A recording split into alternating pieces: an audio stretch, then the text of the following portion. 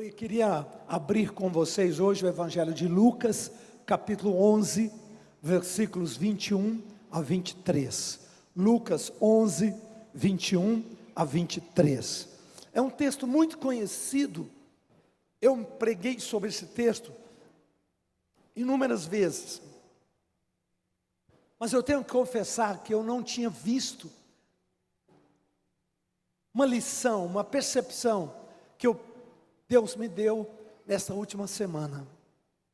Meu Deus, como a Bíblia é viva. Quantas vezes você lê um texto, de repente você tem um entendimento, daí um período você tem outro entendimento, depois amplia algo mais. É inacreditável como a palavra de Deus é viva e eficaz. Lucas 11, 21, Jesus estava sendo acusado que ele estava expulsando os demônios, porque ele tinha Beelzebu. Ele tinha Beelzebu, que ele era pelo maioral dos demônios, que ele estava expulsando os demônios. E Jesus não se defende, mas ele faz meio que uma parábola. Ele usa uma figura de linguagem, mais precisamente, ele usa uma figura de linguagem, e dá uma lição pontual. Eu pensava que era pontual, eu sempre li esse versículo como algo muito pontual para nossas vidas, individuais, até que essa semana Deus me deu uma revelação muito nova, que Jesus fala assim, termina sua fala dizendo, quando o valente, bem armado, guarda a sua própria casa, ficam em segurança todos os seus bens. Sobrevindo, porém, alguém, ou um, mais valente do que ele, vence-o, tira-lhe a armadura em que ele confiava, e divide os seus despojos. Diga comigo, vindo, alguém mais valente, vence-o, tira-lhe a armadura em que confiava, e divide os seus despojos. Esse texto, acho que é muito claro. Quando Jesus fala de um valente, Jesus está falando de uma força espiritual, do mal. Jesus está falando de um poder das trevas, que normalmente vem, amarra as pessoas, amarra a vida, amarra a família, amarra a circunstância, e fica em segurança, entre aspas, segurança falsa, aquele seu império. Jesus fala, até que alguém mais valente do que ele aparece, alguém mais capacitado, alguém mais forte, alguém, a palavra que Jesus preferiu usar foi mais valente. Aí acontece três coisas, vence-o, tira a armadura em que ele confiava, e divide os despojos. Quando Jesus entrou na sua vida, na minha vida, isso se tornou realidade. Mais forte. Quando Jesus entrou na sua vida, o valente que estava segurando as drogas, a bebida, o valente que estava segurando a mágoa, a raiva, segurando o ódio, segurando conflitos, o valente, aquela força espiritual do mal, aquilo foi vencido. Jesus entrou, venceu, tirou-lhe a armadura, diga comigo, tira a armadura em que ele confiava. O que quer dizer essa armadura, gente? O inimigo sempre tem um ponto de apoio. Tudo na vida é feito, com estratégia. Ninguém vence, ninguém governa, ninguém tem empresa grande, ninguém tem um bom casamento, não existe nada nesse mundo que não tenha sustentação. A vida sem sustentação, pelo próprio conceito, se desmorona. Tudo na vida tem uma base de sustentação, tudo. Então, o inimigo também tem uma base de sustentação, que Jesus chama a armadura em que ele confiava. Quando nós começamos a fazer quebra de maldições, os pastores, os bispos aqui no Brasil inteiro, eu fiz quebra de maldição, faço até hoje, mas fiz muitas conferências, primeira coisa que nós fazíamos, depois de pregar e a pessoa aceitar a Jesus, era fazer uma limpeza. Tira a armadura que o inimigo tem dentro da sua casa. Tira quadros consagrados ao maligno, tira coisas que o inimigo pôs lá dentro, tira, né? E nesse processo de limpeza, a gente descobre muita coisa estranha, a gente descobre muita coisa esquisita, né? Pessoas que têm amuletos, pessoas que têm e às vezes até por revelação de Deus, Deus mostra lá no jardim, tem lá uma caixa, dentro daquela caixa tem cabelos amarrados, tem agulhas trançadas, essa é a armadura, são essas coisas materiais que a pessoa dá ao inimigo o poder de sustentar, às vezes uma carranca, às vezes um quadro, né, psicografado, enfim, tem essas coisas. A Bíblia diz que quando Jesus entra, Ele tira a armadura que o inimigo confiava. E deixa eu te falar uma coisa, Deus vai tirar toda a armadura que o inimigo por acaso deixou na sua vida, na sua casa, no seu casamento, na sua família.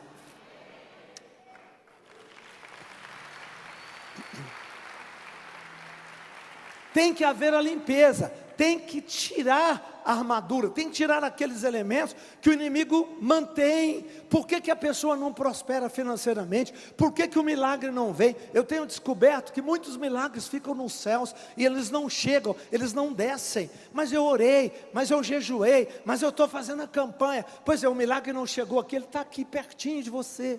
Por quê? Muitas vezes é porque tem aquela resistência. Alguma coisa que está sustentando um pontinho ainda do inimigo ali, e impede, e é isso que eu quero te dar uma boa notícia, Deus vai abrir teus olhos e mostrar um monte de coisa, e você vai tirar, e aí as bênçãos de Deus vão jorrar como uma cachoeira na sua vida. Deus vai jorrar aquilo. Tenha seus olhos abertos, tenha seu coração atento, peça a Deus que te fale, peça a Deus que te oriente, converse com o teu líder, converse com o teu pastor, converse com o teu bispo, peça uma orientação, para que a gente possa descobrir aquilo que ainda dá sustentação ao reino do inimigo, né, ou ao domínio do inimigo, em alguma área que você gostaria de vencer. E finalmente vem o que nós queremos: divide os seus despojos. Então Jesus, quando fala isso, a gente pensa, não, ele falou isso porque é um conceito pessoal, e é mesmo, é verdade. Mas sabe o que eu descobri? Que isso é um padrão, isso não é só pessoal não, isso é um padrão de comportamento do reino de Deus. Jesus coloca isso, mas deixa eu te fazer uma colocação aqui. Pensa comigo, quando Adão e Eva caíram, os dois primeiros filhos deles, quem foram? Mais forte, Caim, Abel. Fala comigo, Caim, valente. Alguma dúvida que Caim era um valente? Não, nenhuma dúvida que o Caim era valente. Olha que coisa incrível. E Abel? Não, bispo, Abel morreu por Caim, na mão de Caim. Ele era mais valente ainda. Ele era tão valente que enquanto ele viu o ódio nos olhos do irmão, ele mostrou amor. Sabendo que a vida dele estava em risco, ele escolheu viver na integridade diante do céu, diante dos seus pais, diante de todas as coisas. Olha que incrível. Quando Deus nomeou os reis de Israel, qual foi o primeiro rei que Deus mandou? Saul. Vocês estão bons de Bíblia, parabéns. Saul era o que? Um valente. Mas foi Saul que se estabeleceu? Não, quem foi? E Davi foi o mais do que valente. Sabe por quê? Porque Davi venceu o ódio de Saul pelo amor, pela fé, pela perseverança. Aonde tinha dor, aonde tinha sofrimento, aonde tinha problema, Davi se esticava um pouco mais, Davi se dobrava, Davi perseverava, até cumprir nele a plenitude da promessa de Deus. Não é fantástico? Quando Deus manda os filhos de Jacó, os dois filhos de Jacó, que seriam os pais, os dois filhos de Isaac, que seriam os pais das 12 tribos. 12 tribos estavam profetizadas a nascerem. Então tinha, a promessa foi dada a Abraão, aquela promessa passou de Abraão para Isaac, e passou de Isaac para Jacó. Só um minutinho. Abraão para Isaac, nenhum fenômeno novo aconteceu, tudo normal. Mas quando Isaac teve 2 filhos, nasceu primeiro Esaú, o valente. Ninguém tem dúvida que Esaú era um valente, como ninguém tem dúvida que Caim era valente. Ninguém tem dúvida. Como Saul também era um valente, ninguém tem dúvida. Mas o que Esaú fez? Jogou fora a sua oportunidade. Esaú, ele era primogênito, ele tinha a palavra sobre ele, ele tinha a primogenitura, ele tinha o direito. Mas Paulo, em Hebreus, fala que ele desprezou a sua primogenitura. E aí, Deus manda a bênção para o segundo. Deus preparou o mais que valente. Deixa eu te falar uma palavra, você é o mais que valente. Não, você não está entendendo. Você é o mais que valente. Talvez você conheça, mas fulano falhou, mas fulano errou, mas aconteceu isso, aconteceu. Escuta, meu querido, não importa, presta atenção. O importante é que você possa entender que o reino de Deus tem um padrão, Deus tem uma maneira de agir, Deus tem uma forma de agir. E quando você diz, eis-me aqui, Senhor, eu quero andar na tua palavra, eu quero andar na tua presença, eu quero ser reto, eu quero andar segundo o teu desígnio, segundo o teu querer. O resto Ele faz.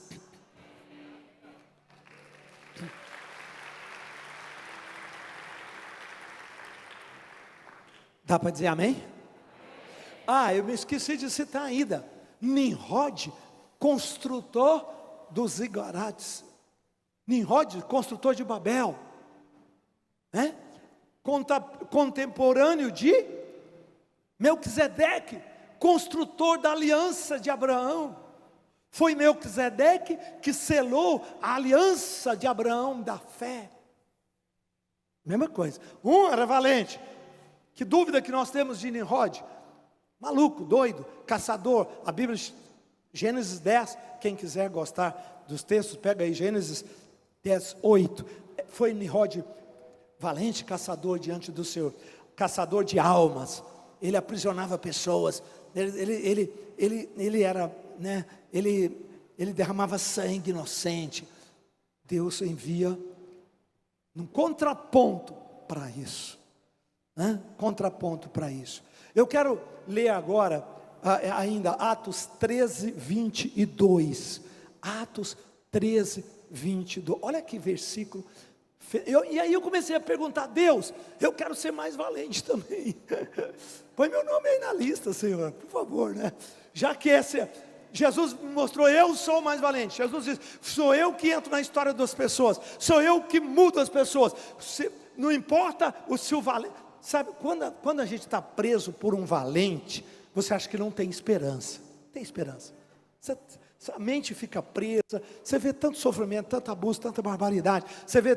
Você fala, às vezes a doença é tão forte, a situação é tão difícil, que você olha e diz, parece que eu não consigo. O valente tem a capacidade de escurecer suas vistas, de tirar toda a esperança de futuro, de sequestrar você. Esse é assim que valente. Esse sentimento, ele faz parte do contexto. Então é normal que a pessoa caia nessa situação. Mas de repente aparece o mais valente na situação. De repente vem um relâmpago, como Jesus falou que viria a sua segunda vinda. Um relâmpago, de repente, é como um estalo mesmo. E aí você fala, meu Deus, as coisas vão mudar. E aí parece um sonho. Aquilo que parecia um sonho começa a se tornar realidade. E quando você vê, o valente está vencido, quebrado, destruído. E o governo e o reino de Deus está dentro da sua vida. E você está num novo plano. Você vai alcançar novos lugares. o resgatador entrou na tua vida e te levará para um lugar alto. Olha, então eu disse: Deus, eu quero aprender isso, sabe? Como ser um mais valente. E aí eu fui buscando algumas características.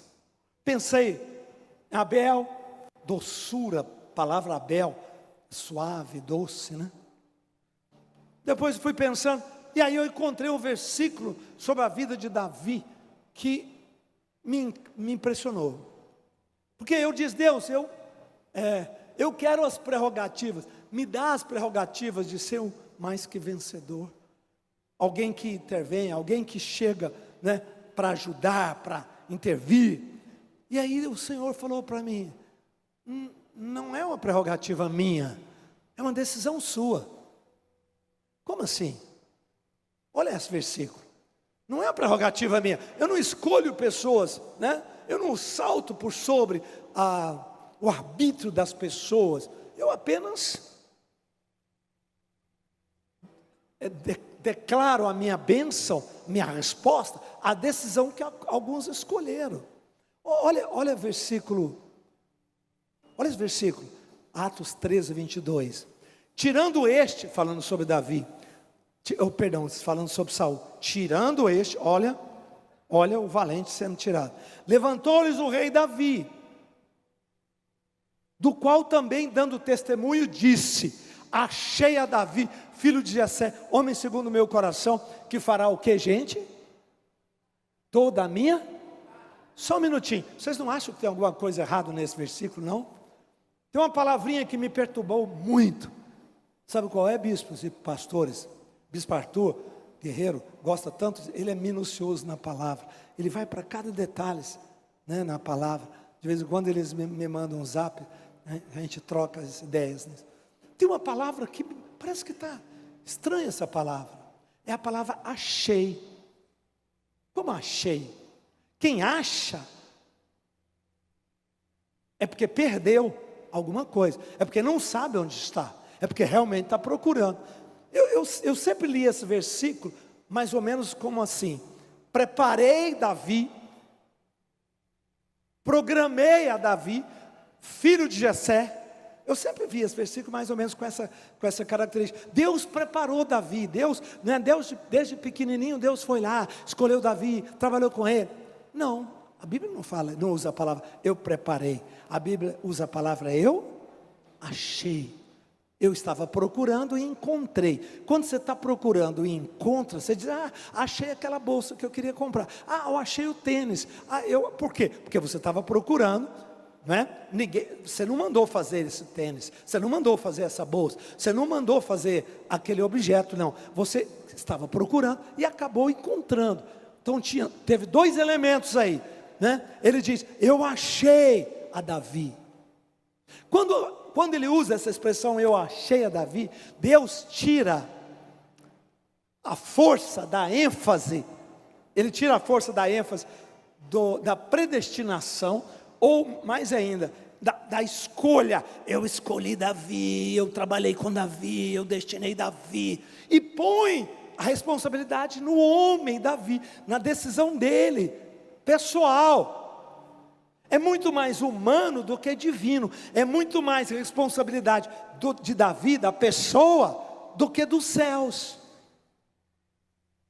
Por isso que Filipenses, falando sobre Jesus, capítulo 2, diz assim, sobre a vinda de Jesus, né? Fala sobre Filipenses 2, 6 e 7, falando, deixa eu pegar aqui, desculpa, às vezes a minha mente dá uma falhadinha nos textos, né?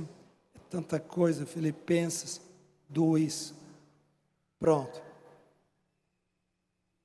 diz assim: tende em vós, versículo 5, tende em vós o mesmo sentimento que também houve em Cristo Jesus, pois ele, subsistindo em forma de Deus, não julgou com usurpação ser igual a Deus, antes a si mesmo Foi Deus que esvaziou ele ou foi ele que se esvaziou? A si mesmo se esvaziou, assumindo a forma de servo, tornando-se em semelhança de homem, reconhecido em figura humana, a si mesmo se humilhou.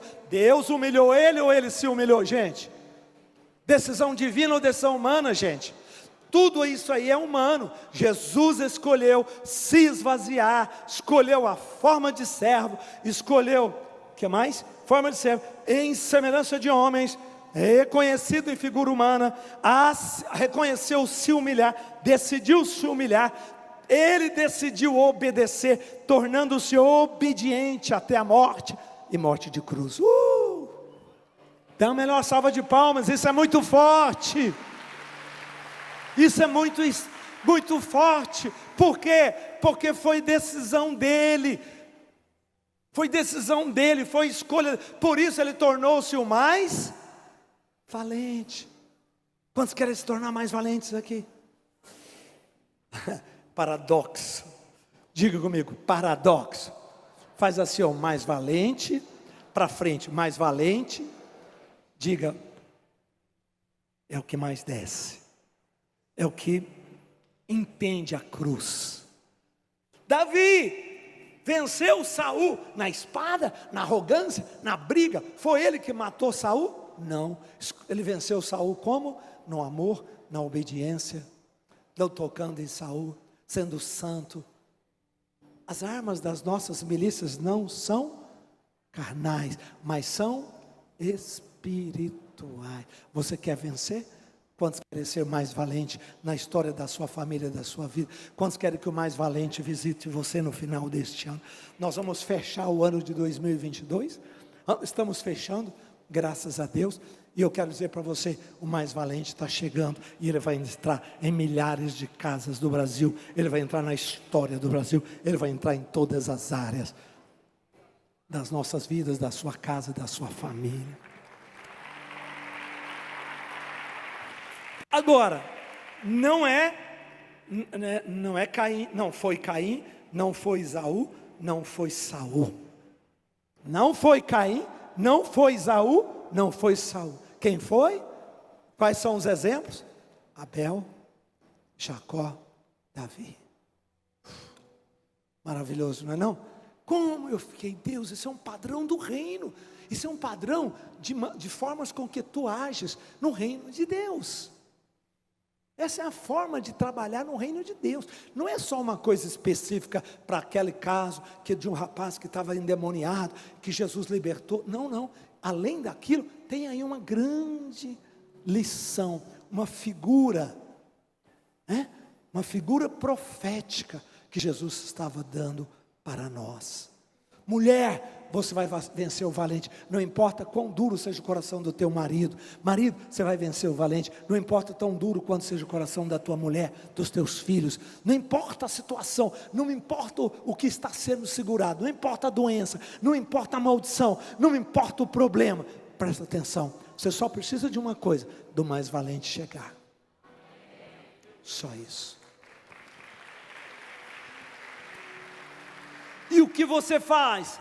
Posicione-se na palavra, seja fiel, anda com teu Deus com toda integridade, com toda honestidade, com fidelidade diante do Senhor, né? Fazendo aquilo que o certo, né? Seu oferta, seu dízimo, seu parceiro de Deus. Posicione-se, entre na palavra e você verá o mais valente aparecer na sua vida. E nesse final de ano eu já tenho sabido tantos milagres. O valente, o resgatador chegou, está chegando, e ele vai entregar para você teu milagre que ainda não chegou, teu milagre que ainda não veio. O mais valente é o teu resgatador, e ele vai entregar chaves, ele vai entregar contratos, ele vai entregar respostas, ele vai entregar novos contratos, ele vai entregar relatório da saúde, exames completamente curado, ele vai entregar, pessoas que você precisava encontrar. Deus vai te entregar tudo que você precisa.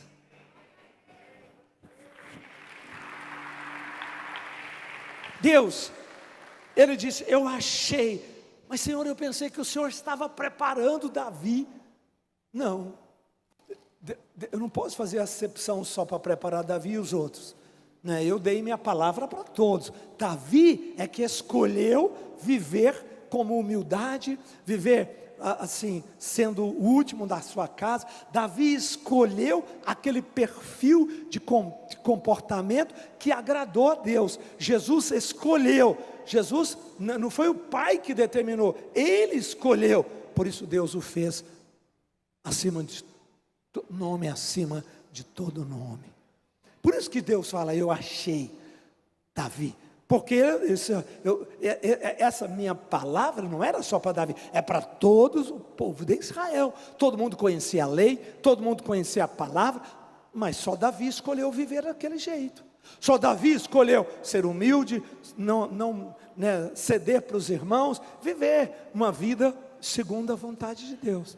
E é por isso que Deus o exaltou e honrou. E Deus vai honrar você, Deus vai abençoar você, Deus vai levantar você.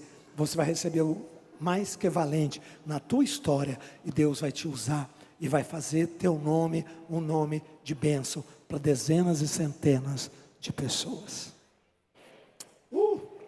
Amém? Amém, glória a Deus. Vamos ficar de pé. Quantos aqui vão ser achados igual Davi foi achado, amém? Quantos aqui vão ser levantados para serem transformadores da sua geração, da sua história? Agora levante a sua mão onde você está, comece a declarar, a profetizar sobre a sua geração, milagres, semeaduras. Esses dias eu vivi uma colheita e eu falei: Deus, meus pais semearam, eu estou colhendo. Seus filhos, seus netos, seus familiares vão colher onde você tem semeado. Nossa geração, eu creio que Deus escolhe em cada família um que vai ser aquele que vai transformar a história. Davi foi escolhido, e quando chegou Golias, ele já estava pronto. Davi foi achado, o coração de Davi estava sendo moldado.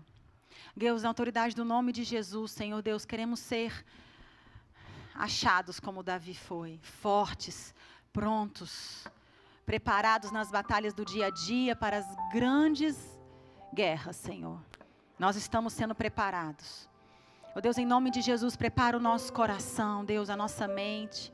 Oh Deus, áreas da nossa vida que nós não temos tido uma colheita sobrenatural, Senhor Deus.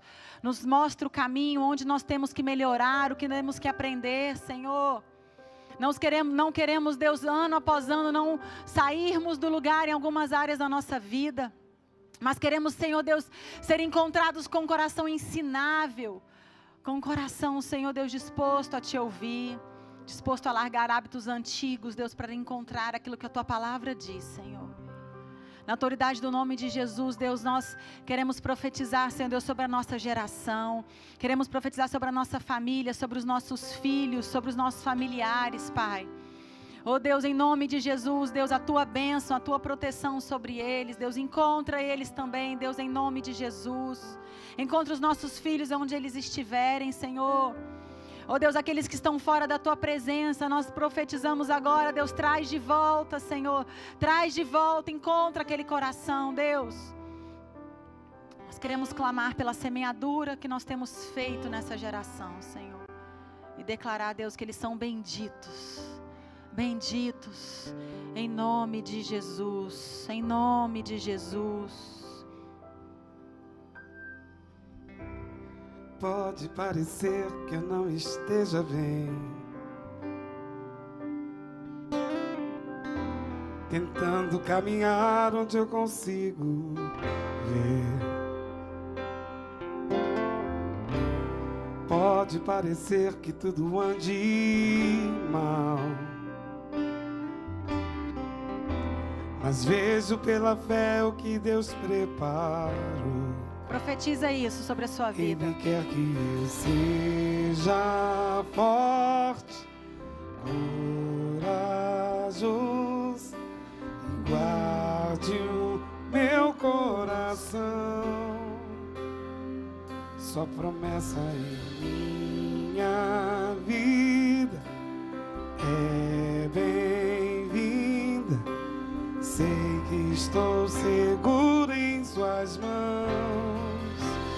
O que meu Deus vai fazer vai mudar história, um caminhar de glória em glória. Estou seguro que nada me impedirá. O que meu Deus vai fazer, vai me dar uma nova chance. Ser comigo a todo instante. Estou pronto para receber.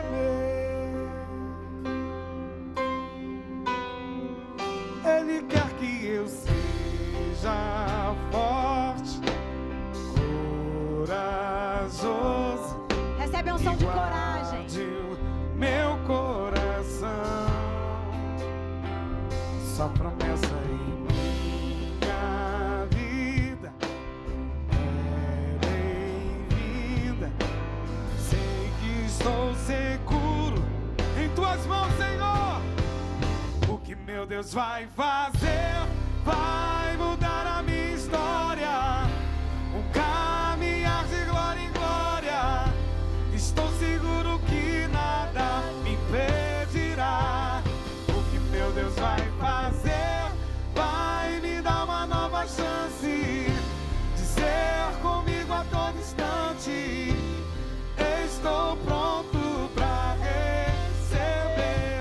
O que meu Deus vai fazer, vai mudar a minha história. Um caminhar de glória em glória. Estou seguro que nada me impedirá. O que meu Deus vai fazer, vai me dar uma nova chance de ser comigo a todo instante. Estou pronto para receber. Eu vou crer e vou confiar que o melhor meu Deus fará. Amém. Em nome de Jesus. Em nome de Jesus, eu quero te abençoar nessa noite, amém? Essa semana vai ser uma semana de vitória. Deus ainda vai fazer milagres. Até dia 31, essa igreja vai experimentar o sobrenatural de Deus. Que a graça do nosso Senhor Jesus Cristo, o amor de Deus Pai e a presença do Espírito Santo esteja com vocês. Você, sua casa, seus filhos, o seu trabalho está invisível aos olhos do inimigo. Ele não pode te encontrar, ele não pode te tocar. E na autoridade do nome de Jesus, porque você tem semeado na presença do Senhor, Ele essa semana vai te dar uma colheita sobrenatural. Vamos dizer de novo? Sobrenatural. Em nome de Jesus, dá um abraço à pessoa que está do seu lado. Nos encontre lá na cantina. Zebulon fez uma cantina super especial. Nós te esperamos lá para um momento de comunhão.